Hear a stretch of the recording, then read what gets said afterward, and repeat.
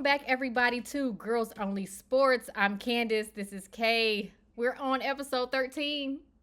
Yes, Lucky 13, my favorite. I'm going to need some more enthusiasm. What? I said that's my favorite number. We'll go with it. This is, slowly but surely we're getting there. Follow us on all social media platforms, Instagram, YouTube, TikTok, X, all that kind of stuff. This is our all WNBA recap of the season that we just witnessed. I don't think Yeah. this may be like a This isn't even hodgepodge. this isn't even the tip of the iceberg, to be fair. Like Right. there's so much more we could talk about, but this Right. is just like a neat little bow at the end of the season. Right. That's how we're going to call it because I'm like, I apologize early on if we get jumbled, but that's essentially what this WNBA season was. It was just Pretty much. a It was beautiful, everywhere. jumbled, controversial mess. Yeah. Yeah. So we're not even going to waste any time. We're going to talk about all the good stuff, the WNBA finals, all the coaching changes that's happening, XYZ. You come to the right place, Girls Only Sports. So we're just going to start off right off the bat. The WNBA finals, the New York Liberty finally, after 28 years, were crowned WNBA champions and probably one of the top 5, I would say, WNBA finals that we've had so far. So what did you think of the matchup and just New York finally being able to capture their first championship? Very shocking of how exciting and all the twists and turns of this that finals. There's so many things to talk about. Like, where do we begin with the performances of players? Do we talk Right. about this season being destined to be New York's, Right. like the ultimate revenge? I feel like there's been such an eye on New York this season.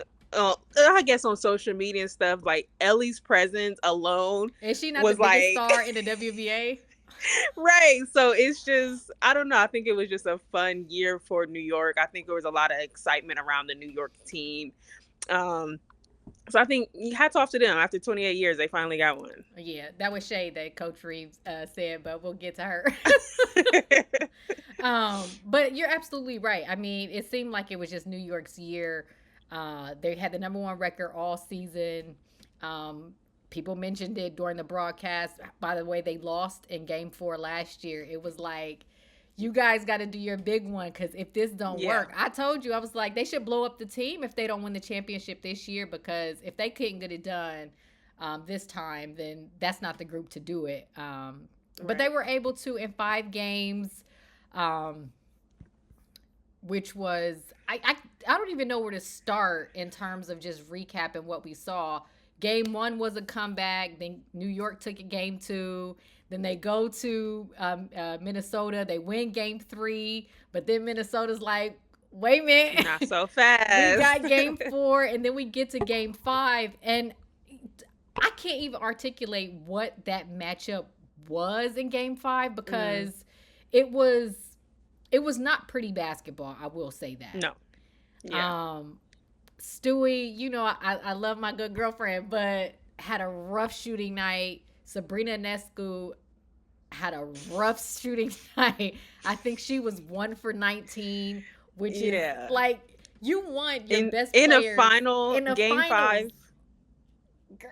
Yeah, that 5. can't happen. In the finals. Nafisa Collier looked like the best player on the floor the entire game. But I just think they ran out of, I don't want to say they ran out of gas. They ran out of offense, which was surprising for a Minnesota Lynx team. But New York did what they had to do. I think it was one of those things. New York was not losing on their home court again. Like they couldn't. It was just one of those things, like, we cannot lose at home. I think they grinded it out. JJ kind of put the team on her back in a way because, like we said, Stewie and Sabrina, they didn't really show up in, honestly, those last 2 games. They didn't. You really didn't see much production from them like you expect in a finals. So JJ, we got it on here. JJ winning MVP of that finals. It's no there was a no-brainer with it. Without Absolutely. JJ, that series would have went completely different. Oh, absolutely. And it's not to discount the big shot that Sabrina hit to win the game in, what was that, game Yeah. 3? But Jonquel Jones was just putting in work. And she was surprised, if you saw her reaction when they announced the finals MVP. Like, she was shocked. I'm like, girl, you should not be. Like, if it wasn't for you, y'all would have lost. 100%. But she finally played like the WNBA MVP, previous MVP that she is. And well deserved too, because she was putting in work. They didn't have any answer for her, and that's kind of the thing with New York. They rely so much on Stewie and Sabrina. Phoebich, like, don't get me started. Had a rookie season for the ages. Right. But Jonquel Jones is the mismatch for any team, and she showed up and played extraordinarily big. Not to be left out of the New York championship chat, Niara Sabally. Like, yeah. If there was ever you don't really play a lot, you don't get a lot of minutes, to jump into game 5 at home in a WNBA finals. And I think one point she was like, she didn't miss a shot from the field, got a steal on Nafisa, fast break layup. I mean, she came in and changed the trajectory of the entire game by just being physical and just making shots, since their stars weren't. Yeah, definitely. I think, and that was a player at the beginning of the season when I think she ended up with a knock in the mid-season, but at the beginning of the season, I was shocked by how much her game had kind of developed, since we hadn't really seen much of her from injuries and stuff like that. But then again, she did get that knock in the middle of the season. You didn't really see her till this time. So what a moment to step up and be like, no, I am here. Like, I am here for a reason. I'm not just little sis. I'm here for a reason. So and I thought that was a big moment. Yeah, it was so cute, because she was like, she did her first ever like in-game interview. She was like, oh my God, I'm so nervous. I'm like, girl, you were in game 5 of the finals. Like, locked in. But it was such a nice moment too, when the crowd started chanting her name at the end, because it was it was just like a beautiful thing, because here's a player who didn't get a lot of minutes. You would expect your stars to be on the floor, but it's your role players who sometimes got to come up big and change everything. Up. Yeah. But not to be left without controversy. That's probably the WNBA season. Yeah, that's the wrap up right there. That's the wrap up. It's just controversy. Start in controversy, end in controversy. What other way would it end? But the great thing about it is, like, it was about basketball. There was well, some stuff was off the court controversy. We'll get into it a little bit, but the foul on Stewie, like, I'm gonna ask you off rip, was it a foul? Can we take it before the foul? Okay, go ahead. Was there not a travel? Oh, there was most definitely a travel. Okay. Let's just get. Yeah. Okay. Let's just say that one first. Definitely a travel. Yeah. Okay. Our pigeon toe superstar did shuffle them feet. All right, so I just had to get that one off. Yeah. The foul call is it's like one of those little tit-tat fouls. Yeah. I don't think it needed to be called. Right. If there was any contact. Yeah. Because it's like, did they originally call it a foul on the floor? Yes. I believe so. I think they called. I think that's the only reason. Yeah, I think that's the only reason it stays as a foul. Right. You can't overturn it and say, "Oh, she for sure did not hit her." Mm-hmm. But had they not called it, I don't think you could have reversed it and say she 100% did hit her. Still, you know what I mean? I'm with you. So it's one of those. If it got called, it got called. If it didn't, I think you let it go. And I think it's just one because there's no body. It's all that that head that. And depending on the angle, it's on Stewie's arm. So I think it just depends. I think what are your thoughts? I'm with you 100 grand. I think Stewie got a superstar call. I do think that if she made those 2 free throws prior, that would have not been a foul.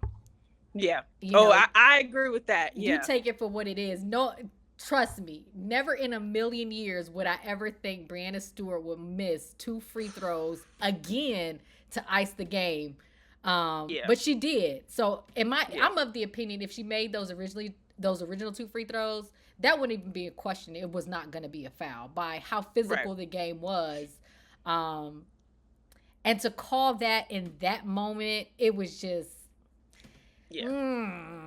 And our good coach from Minnesota, always with lots to say. Right, Coach Cheryl Reeve didn't back away from kind of breaking down. I think the call disparity in that game was 21-9, if I'm not mistaken. 21 fouls for New York, 9 for Minnesota. And I don't think that Nafisa got to the line in game 5, or if she did, it was only once. Like, it wasn't a lot. In game 5, if we isolate it, I agree with Coach Reeve. If we isolate it. But if we expand it to the entire series, New York got beef in game 4. Yeah. Because it shouldn't have even made it to game 5. Because I didn't think that was a foul. You know what I mean? Right. I'm with you. I get it, and it's one of those things where it felt like the refs, like in that game 4, were trying to make up for Brondello coming at him about the lack of foul calls and things. So it's like, it's one of those things, like, this is a finals. You can't play makeup for one team because you didn't do it last game, and vice versa, and things like that. So I don't know. It's just a tough situation to be in. Right. Welcome to the WNBA, where we told you, if you would have listened to us old heads watching this league, the refs suck. Yeah. And only for this moment to come, we get a referee controversy where everybody's watching. Yeah, all eyes. So. Yeah. But congrats to New York. They did what they had to do. We're finally able to walk away. Again, what we said, 28 years. They're one of the original franchises that had never won a championship. They have their first one. It was great seeing Teaspoon and Kim Hampton and Sue Wicks, all of the founders who, had the hard hats. Grind it out. It out. And even shout out to those teams that had to play in that. I think they were in, not Westchester. That may be it, but that convention center they were playing in a couple of years ago before the Tussies bought the team. Shout out to those players too, because if it wasn't for them just accepting what it was and continue to play, it would allow for the W to get to this moment and for New York to get to this moment. Shout out to the owners of the Liberty, because it looked like they had a ball. Fat Joe and Remy Ma was at the at the parade. He didn't spare any penny, treating those women like they should be. And congratulations to them. We'll get to if we think they can repeat, but with everything changing in the W, we shall see. Let's talk a little bit about Minnesota and what their season was. I'd hate to say that they failed in a way. I don't think they did. I don't even think they overachieved. I just think, as they've mentioned all along, they just didn't get the attention. They've been the second best team all year. They won the Commissioner's Cup this year. Nafisa Collier, I think, has stamped her place in being, amongst you see where my hat is, so I want people know where I'm at with it. But I do think you have a 4-player group that are the best in the world, and that's Asia, Stewie, Nafisa, and Alyssa Thomas. Now you can weave those players and change them however you want to go, but I think she has stamped her mark there undoubtedly. Defensive Player of the Year, the leading scorer in the playoffs, scored more points than any player in the playoff history in the WNBA. That team, Courtney Williams, had some big games. I know that game 5 is going to haunt her, but she's playing out of position. But she played big, you know what I mean? She turned herself into a star. What can you say about that Minnesota team? They just, it wasn't a fail to me. It was that's what I was going to say. I don't think you can't hang your head off of it. A bit of bad luck, I would say, if anything. But a great season all around as a team. I think they built something that is going to have eyes on it for the next coming years. It's not, I don't think it's a one and done. I don't think this is a fluke season by any means, meaning I don't think, we just got lucky and had a great season. I think they'll be back next year and they'll be ready. And they're not going to forget that foul. So. Oh, no. They're not going to forget it. Nafisa's not going to forget it. I think she's going to be wanting to grab a hold of an MVP soon. But it's going to be very interesting about not only how that team is going to look to see if they can retain the same players, but even if they're able to do some damage in the trade and, you know, getting additions and becoming even a better team. So congratulations to them on a good season. I know they've been under the radar a little bit, but they they showed out in the finals, and I think they made fans out of all of us.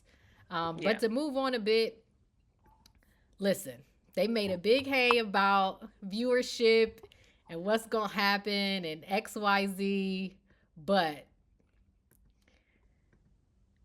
I have a screen cap up here. Shout out to Trendy Hoop Stars. Just look at the numbers. 17,000 in attendance. Numbers 18,000, 19,000, 19,000, 18,000 people. I mean, sold out two NBA level stadiums every game. Viewership. 2.1 million viewers that game 5. And then the peak, which was like overtime, they did 3.3 million viewers. And this was on, wasn't it NFL Sunday? Yeah. It was on NFL Sunday, and everybody always made a big hay about the WNBA can't compete with the NFL. It got its highest views in the WNBA's finals in 26 years, being on NFL Sunday, I believe, with 3.3 million viewers at its peak. And then not only that, with two teams that going into it didn't have the controversy, and when I mean that, you didn't have the Aces weren't involved. Right. Indiana wasn't involved. Chicago wasn't involved. Connecticut wasn't involved. And they're not controversial on anything off the court. Connecticut just plays hard-nosed basketball. So you just got two of the best teams who were competing, and they were able to get this kind of viewership. I think that was if there was anything that was absolutely phenomenal about this season, and what I would tie a bow on to is it to be those two teams, to have that kind of response, to have everybody engaged with those kind of games, with those two teams specifically, just because it became all about basketball. Yeah.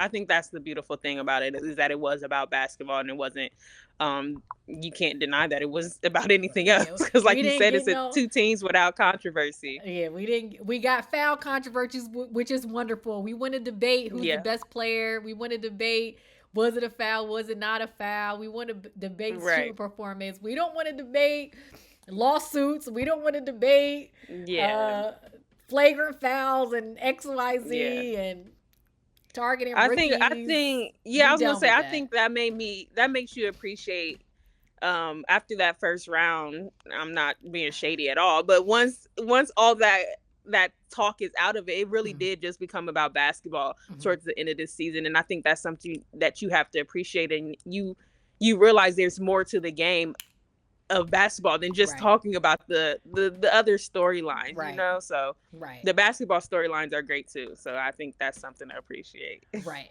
And the world watched it just being women playing basketball at a professional level. So shout out to everybody who enjoyed it. But before we leave this, not to be outdone. Like, it's always going to be the Aces. They're going to get in trouble anyway. So, like, Sid Colson, like, it had to be said. It had to be said. So now, was it in bad taste? And I want to be respectful, because I don't know if the WNBA commissioner, hey, you know, you want to hire Girls Only Sports to cover the W, please do. You know what I mean? But I probably would not have worn a New York skyline dress to Game 5 in New York, especially with, you know, the kind of rumors out there that there was, you know, we need New York to win, yada, yada, yada, yada. Yeah. But please don't wear that dress and allow Sid Colson to find it.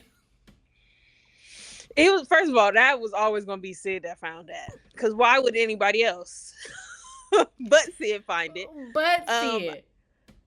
However, I'm with you. I'll give her the benefit of the doubt. She's in New York for the game 5. Do I think if they was Game 5 in Minnesota, she would have a Minnesota skyline dress on? No. But and I think that's the thing too. If it was in Minnesota and you still chose to wear that dress, then I think it's a real issue. Right. The only benefit of that I'm giving her is that they were in New York. However, I think that was not a good look. That wasn't a good look as a whole, and as a somebody who also has eyes on them this season for some of the controversy that surrounded her and like the lack of, you know what I mean? Yeah. She has some hiccups. It's one of those things you should have wore at that point. You and Angel Reese should have swapped your outfits. like you had to come in very neutral. I wish I had a picture. Like, how did Angel Reese get the WNBA commissioner media savvy? How did she get that better than the commissioner? Like, come on, don't let Gen Z like at that point just beat throw you in your orange. Marketing. Yeah. Throw on your orange pantsuit, girl. Like, right. Just rep the W. That's right. What that lady said. Yeah, I don't think it was only in the taste. W. Right. Yeah, I don't think it was. It was a little bit distasteful for her to throw that one. Sydney, girl, you know the Aces stay under investigation. She just messy. Just messy. You know for a fact there is gonna be something else coming up about them dang Aces just because she posted that outfit. Right. Like, I know girl. Kathy was mad. How the hell did she find that? Right. She was probably in Neiman's Sex Fit, that one of them places. Like, why her of all people? Like, and you know she gonna post it. If anybody else found it, they would have probably laughed about it since in the group chat. Since posting it online for the world. Right. Right. Oh, gotta keep it light. Gotta love Sydney Colson, face of the league. But that was our WNBA finals recap. But to stay on everything WNBA, just to wrap up this season, look, the news is gonna come like every week, every other day, every month, just because things are changing so fast. So as everybody knows, there's gonna be an expansion draft because the Golden State Valkyries, our new WNBA team that'll launch in 2025, needs players.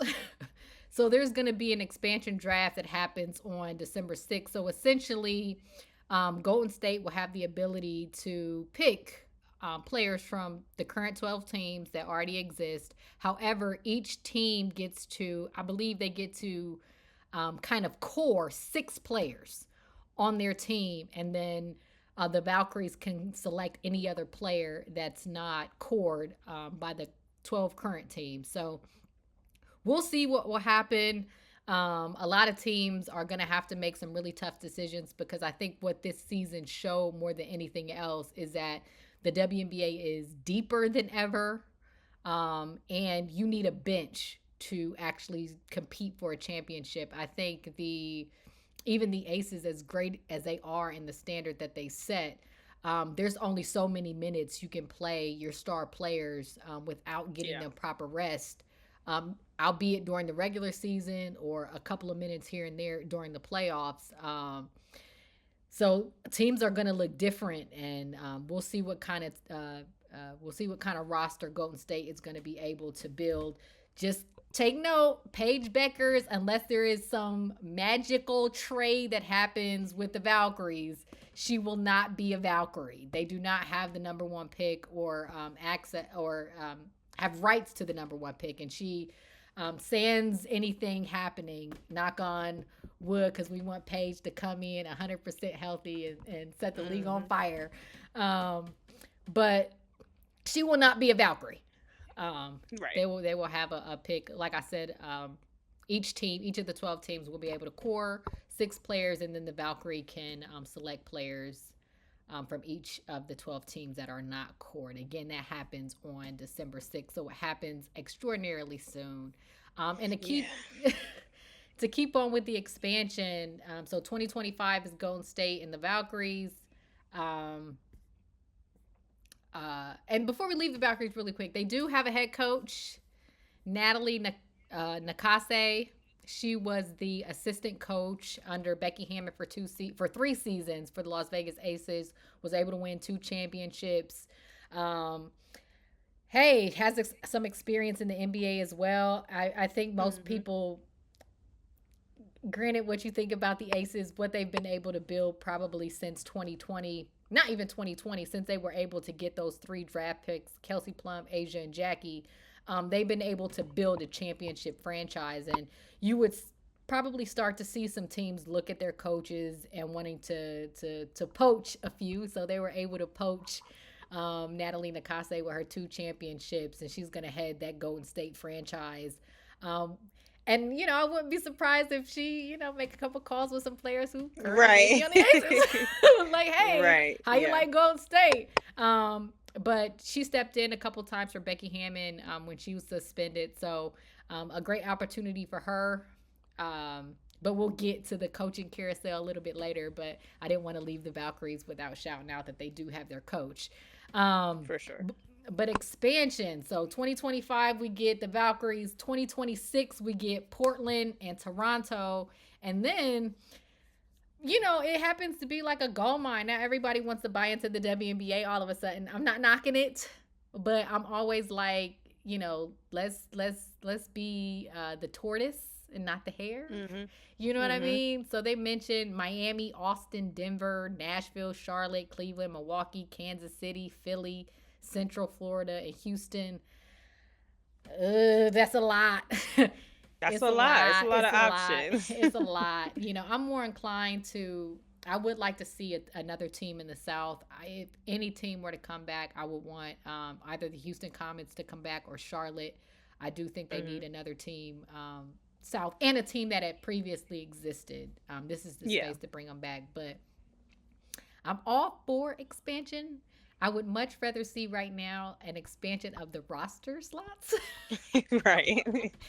We know you're like y'all be flying everywhere, and they gonna play 44 more games, 7-game finals, XYZ, right. And you got the same 12 players. Right. Yeah. I'm with you. I think so, but we shall see. And like you said, I would love to see that Houston Comets team back.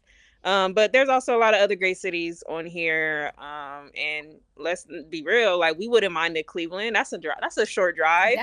Drive. Like Cleveland Rockers come back. I'm not mad at it. Listen. But yeah, I think it's exciting regardless. I do think more roster spots will be a bit more appropriate. However, we love to see more people buying into the league, and it can only hopefully bring along those desires that we have for more roster spots and things like that. So right, we'll see. We're with growth, but like I said, we've been around for a minute where we've seen exponential growth, and then it had to restrict because it just wasn't ready yet. So I would want the WNBA to make smart moves. Don't go too big too fast.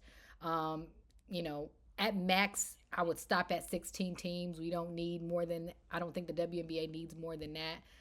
Before we start to talk about expanding the roster spots. So with all of that, we can go right into the players opting out of their collective bargaining agreement. It expires October 2025. Those players said, hey, it ain't even 2025 yet, and we letting you know we're going to opt out. Right. So what did you think about, I think everybody kind of knew after this season and with this rookie class and what they were able to bring, the players were going to opt out. But what do you see? What do you feel about it? Like, I'm still trying to wrap my mind around what's going to come out of it.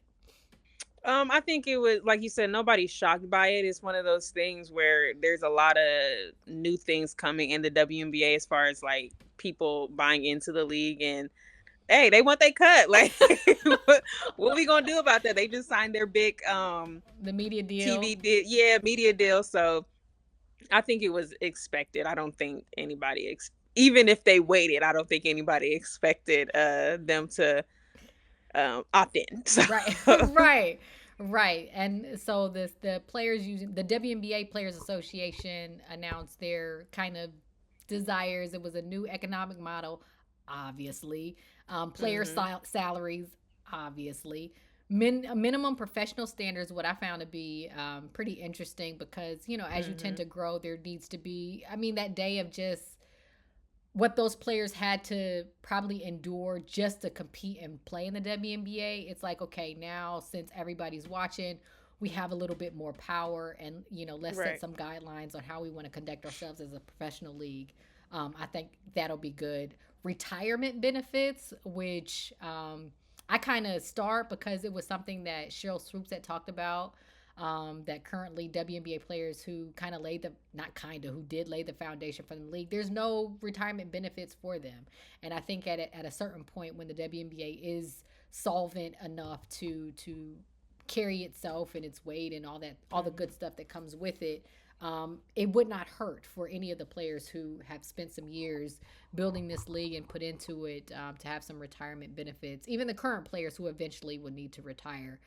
And lastly, the pregnancy and family planning benefits as well. And as we kind of talked about on our show, and as people have seen in the news, and it's not, I just read some news with the NWSL as well.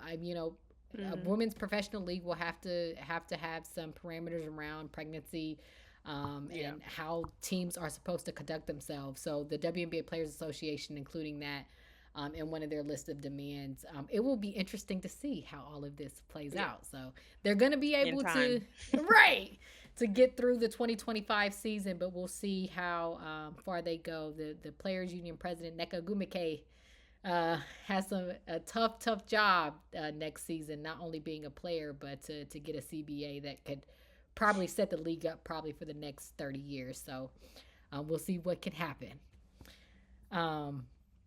So we got to talk about like the big stuff. And I don't even know how to jump into this part.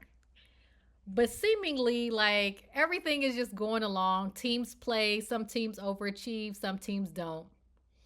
But this year, almost every team was like, you know what? Your coach is fired. Yeah, pretty much. It's one of those seasons. It's just like, it has never happened in the history of the league for this many coaches to be fired. Every team that did not make the playoffs has had their head coach fired.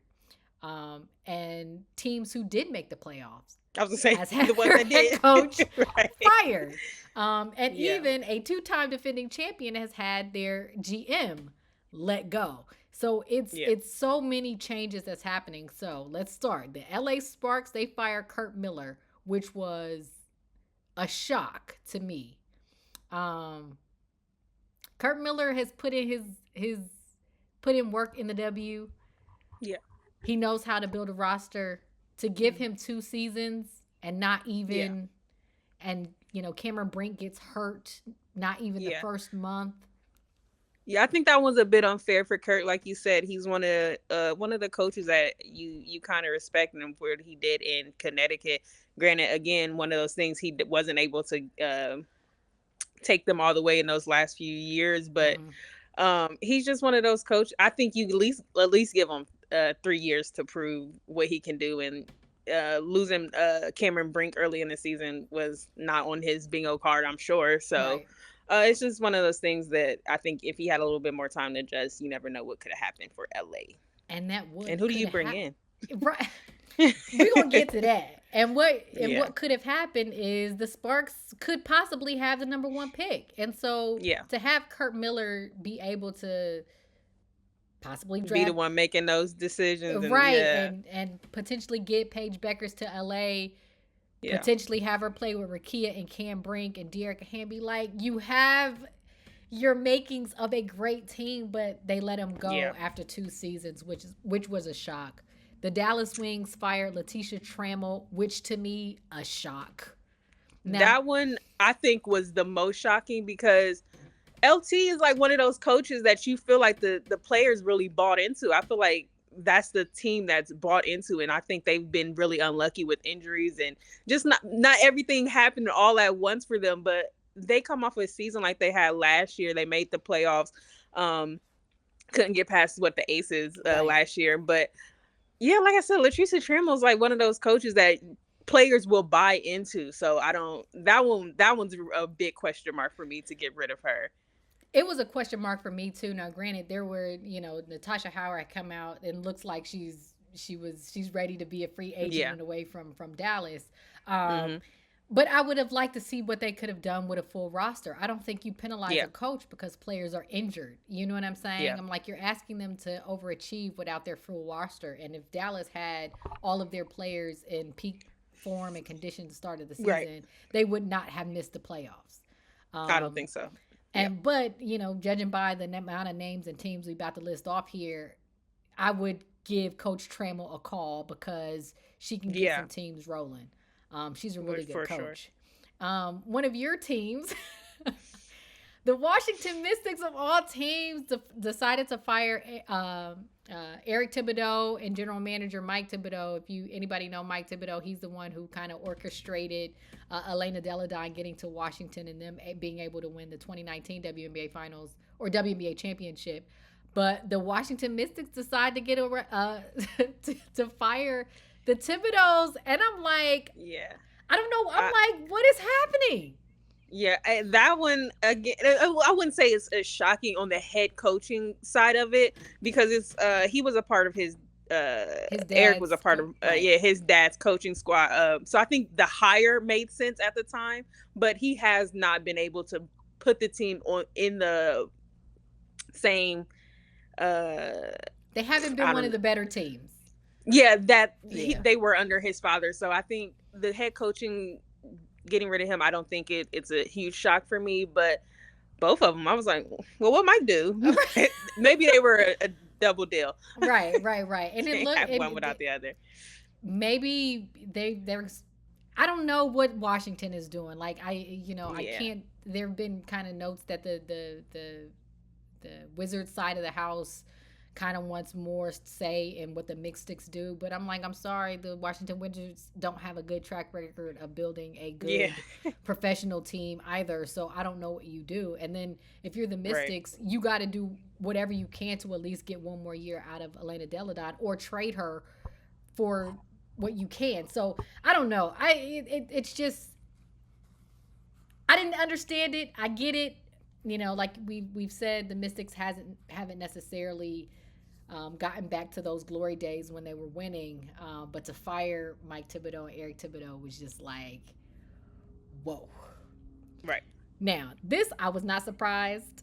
The Atlantic Dream decided to fire Tanisha Wright. I was not surprised. I probably would say I would have expected her to be fired during the season because, part of me thinks that Atlanta team, just with the talent that they have, should have performed way better. Agreed. And I think she was on her third or fourth season with the Dream. I just think they need a change. They got some talent on that team, and for them to actually be not only I'm gonna say a championship contender, they needed something new to come in. You got Ryan Howard. You don't want to waste her prime. You got Alicia Gray. You don't want to waste her prime. So hopefully they can bring in somebody that can steer that ship. And I'll get to what I think about where they're going to get all these coaches from. The Indiana Fever decided to fire Christy Sides. I'm not shocked by this one. Go ahead. I think I'm just not, for the simple fact, I think how many years has she been there? 2 or 3? I think 2, maybe 2. 2. I mean, maybe you give her maybe. I feel like it's 3. Mm-hmm. Or no. I feel like maybe last. I don't know. But regardless, I'm not surprised by this one. Got you. I think she's just. I don't know. Like, it was one of those things where you've had the number 1 pick for 50 years in a row. Like what the development of the squad just hasn't been there. And granted, they did make the first round of the playoffs this year, but it's just something's not. At what point do you blame the coaching? So I think Indiana was at that point. Yeah, I think they were at that point. I think, and this is just us being a little gossipy. I don't think she handled the first part of the season well. Yeah. And you don't ever want to. Don't get me wrong. Did they have a tough schedule? Yeah. I mean, it happens. You run into some really good teams who are looking to, like, Connecticut plays the same way against everybody. So there was really nothing Indiana could do about that. But I don't necessarily think she handled all of that well. And then going down the stretch, like you said, they had all those top picks, and you get to the playoff, and Nalissa Smith is sitting the bench. And, at a certain point, she was your second best player last year. And, she's a number 2 pick. Yeah, she should can't have. let that happen. Yeah, and I Indiana has its own set of interesting things to kind of dissect in and how they want to play, how they're going to win. They're going to have to figure that out. Obviously, they caught fire after All-Star break, but it didn't help that Stephanie White, who's the head coach of the Connecticut Sun, already put it out there, or her people put it out there, that she was in talks of possibly coaching, either staying with the Sun, going to the Indiana Fever, or coaching the Chicago Sky. So, that couldn't have helped things for Christy Sides either. I think that Indiana is going to make a play for Stephanie White to go back to Indiana and kind of steer that ship. I wouldn't be mad at her. She's a defensive-minded coach. Indiana needs that piece. But good old Christy lasted a couple seconds. She didn't have the easiest job. Right. And lastly, the one that shocked me and probably actually made me mad was Chicago firing Teresa Weatherspoon. Yeah. It's after what? One season, yeah? One season. It makes you question a lot, and I feel like that's something we can go into even further. I don't know, whenever we do our full thoughts on the season episode, but we can't. In our next segment, I said our overall thoughts. We can kind of go into it with the Sky, because I'm with you. I think there's something underneath it. Yeah, I do too. I think it was a hire to get I don't know. Like, I think it's just one of those hires. This is my opinion on the whole thing. Now, granted, did she have some bumps in the road? Absolutely. She's a first-year head coach. But she gets to a Chicago team. To me, they overachieved. Nobody had that team in playoff contention. And if Angel didn't get hurt, if Camilla didn't start the season hurt, then they traded away Marina Mabry, who was your leading scorer at a point. Like, you deal with all of that and was still in contention to make the playoffs with everything going on in the W that year. Why would you fire her after one season? And it's just not, oh, this is a head coach, first year you fire her. You do that to Teresa Weatherspoon, who is one of the founders of the W. Like, you put that on her resume. If there is something that was done internally that will justify her firing, I'm cool with it. Like, if it was basketball related, obviously there's some things that come out, like in their post after the season's over. Some of the players said the locker room kind of got out of whack a little bit about all the noise that kept coming in and out, and players have fans and stands and things like that. A growing pain you have with the first-year head coach, I get it. But to put this on Teresa Weatherspoon and to fire her after a first season, especially after the relationship she built with Angel Reese, I don't want to say 100%. I don't want to speak in absolutes. But part of me feels like the ownership group and the culture, and if you get what I mean by culture, that they were building in Chicago, they did not want.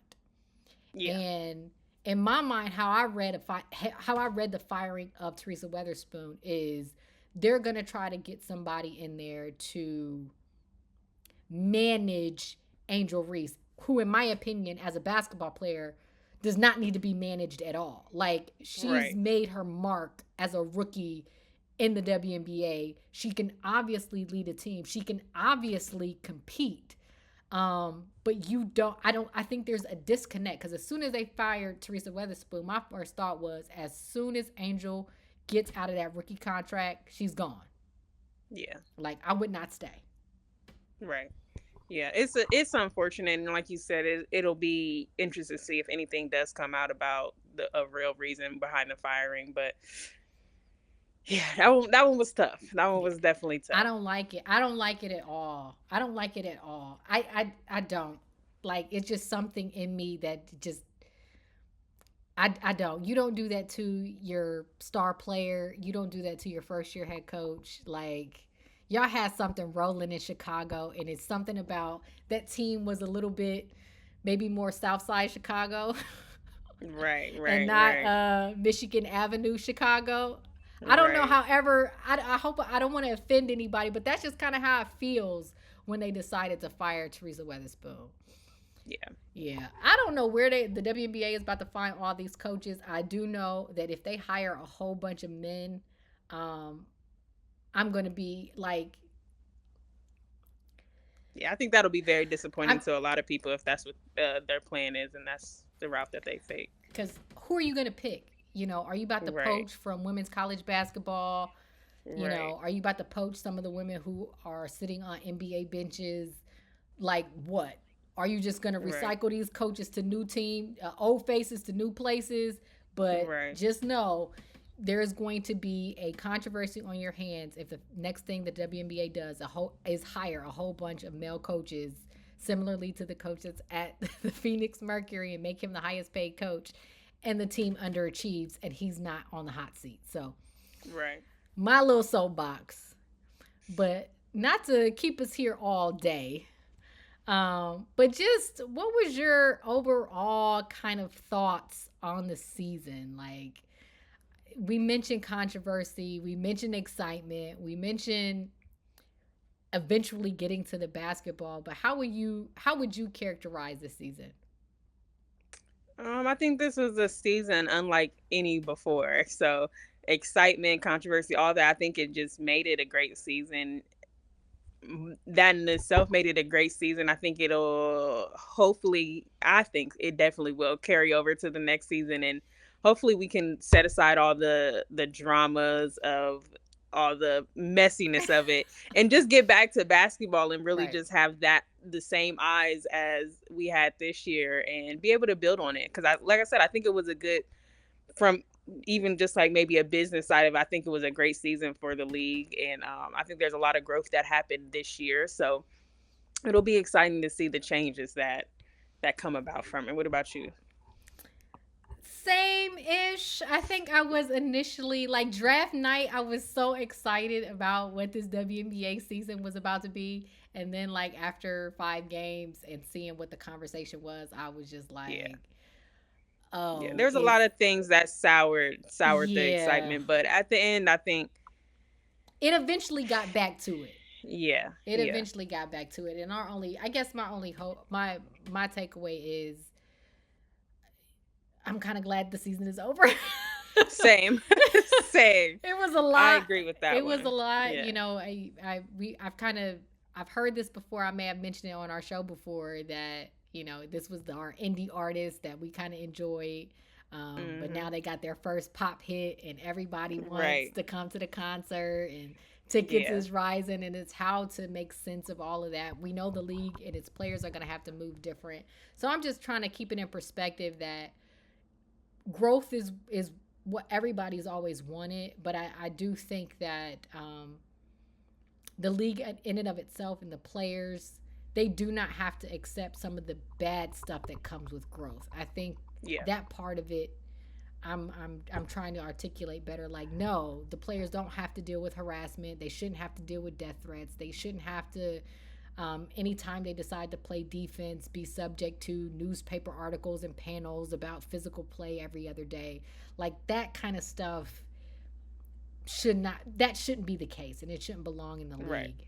And all the conversation about, I'm not gonna put it all on the men, but a lot of it is a lot of male fans jumping in. Granted, it's an exciting thing that they're enjoying women's basketball, professional women's basketball in this way, but it's just like you're not the expert on this league and its players. You're not a marketing expert on how to grow the league. Like what grew the W was Caitlin Clark shooting long 3 pointers in college and Angel Reese blocking shots without her shoe on. Like, you know what I mean? And an undefeated South Carolina team. Like, these are the things Right. that grew the league. And none of it had to do with, all the extra noise that kind of comes into and everybody's opinions about what should the league do and its players do for more growth. Basketball is what brought you here. And I think ultimately that's what we want it to be about. But before we get out of here, what are some of the things you would want to see next season? Oof. I think honestly, just more basketball talk. That's all I want. I just want to take it back to basketball. Yeah, I'm with that. I'm with that. I would want to see that. I would hopefully want to see like a dedicated show, kind of how they have inside the NBA. I know they have WNBA Countdown, and those ladies do a great job. But I would want to see more of that after every game or after a doubleheader on ESPN or something. We get a breakdown of the actual basketball of it and more storytelling of it. NFL films, they could be WNBA films. Bring out some of them VHS tapes of like the old school players and how they used to play. I think there's just so much more storytelling that can be done.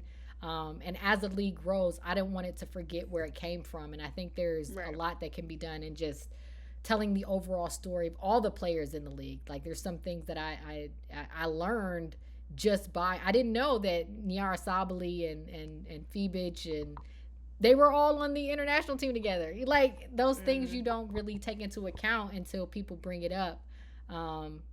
And we should have heard more of that during the season. I don't think we got it. So I just hope more of the players are able to step into the forefront and become faces of the league and all that other good stuff. But that is our WNBA recap, whatever it is. I told you it was going to be jumbled just because this season is just, it was a beautiful mess and madness.